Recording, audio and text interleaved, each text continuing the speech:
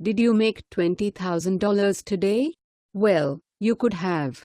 In fact, you could have made tons more money. All you had to do was own some Bitcoin, the cryptocurrency. As I write, Bitcoin is up 47% for the month, jumping by several $100s a day. What idiot doesn't want to own this asset? Oh, that's right. Me. Because I don't see it as an asset. Bitcoin is an imaginary thing with no official backing. There's no person or entity that stands behind it. The currency is only as good as everyone who owns it or wants to own it. If more people try to sell, the price will go down. With more buyers, the price goes up. But here's the rub. There's no specific use for Bitcoin. Useless imaginary stores of value that we trade for goods and services? We've got that covered. They're called dollars, euros, yen, pounds, rubles, etc. Except those useless scraps and digital entries have something Bitcoin doesn't, a legally required purpose. For every government-issued currency, there's an entity, the government, that requires citizens use it to pay taxes and generally satisfy government debts, and citizens are required to accept it as payment for any debt. This is how nations protect their currency, by requiring its use on the threat of jail. Bitcoin has no threat. If no one wants to buy, the currency stops trading and the price goes to zero.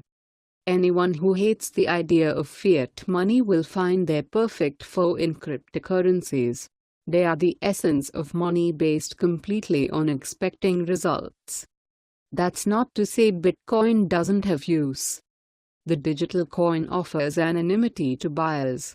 And because it can be withdrawn, by using it to purchase actual currency or goods and services, anywhere in the world, Bitcoin can travel across the globe without pesky customs officials or bankers observing the movement. The secrecy and ease of transport make Bitcoin very attractive to criminals. That's why purveyors of ransomware, the software that locks up your computer unless you pay up, demand payment in Bitcoin and send you a tutorial on how to buy it. But not all who use Bitcoin travel on the dark side of life. There are many who love the idea of freedom from government control. That's great, until something bad happens. Like digital theft, which has already occurred at Mt. Gox. Then oversight becomes a friend. Beyond libertarians, there are legions of people buying Bitcoin simply because it's been going up. With the currency up several 100% since the first of the year, what's not to love? And now the currency is riding on a tailwind from other cryptocurrencies. Bitcoin is called a coin, even though it doesn't exist. Other cryptocurrencies are also called coins. Some, like Ethereum and Bitcoin, are meant to be used as currency. Others act like stock. Companies issue coins in initial coin offerings, ICOs, and use the funds to grow their businesses. Most ICOs can only be purchased with Bitcoin. In everything but name, most ICOs are stock offerings paid for in digital currency. And ICOs have raised more than $1 billion this year, with many more on the way. The flood of ICOs has driven up the price of Bitcoin as investors buy the cryptocurrency so they can buy the next new coin.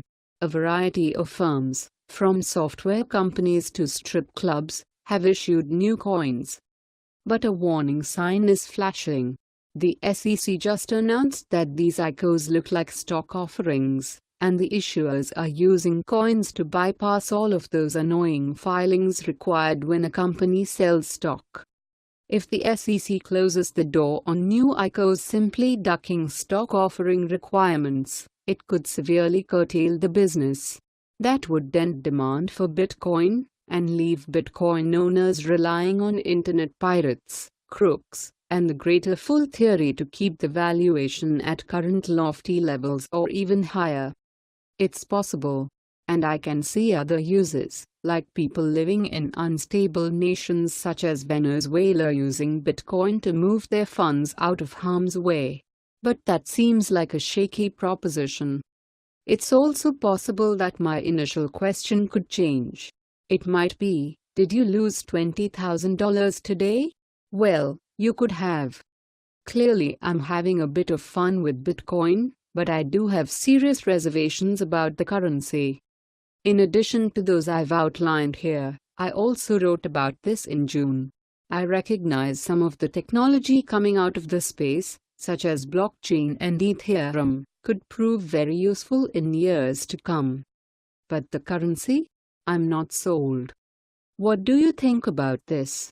Let us know your thoughts in the comments section. Let's make this go viral. Share this on Facebook and Twitter and let us know what else you think. And don't forget to help support us by subscribing and joining us on Patreon by clicking on our Patreon link in the description box down below. Don't forget to check out our all-new website with much more content than on this YouTube channel. If you are seeking the best in facial and clear skin regimens and products along with skin age reversal and so much more from the makers of Proactive, including an opportunity to work from home and earn a residual income, please visit our partner. The link is in the description box below. Now, if you are ready to check out the most extreme things that you never knew existed, please check out Change Tonight at www.changetonight.com. Let the world know your thoughts on this story. IWF helped contribute to this report. Thanks for watching and goodbye from all of us here.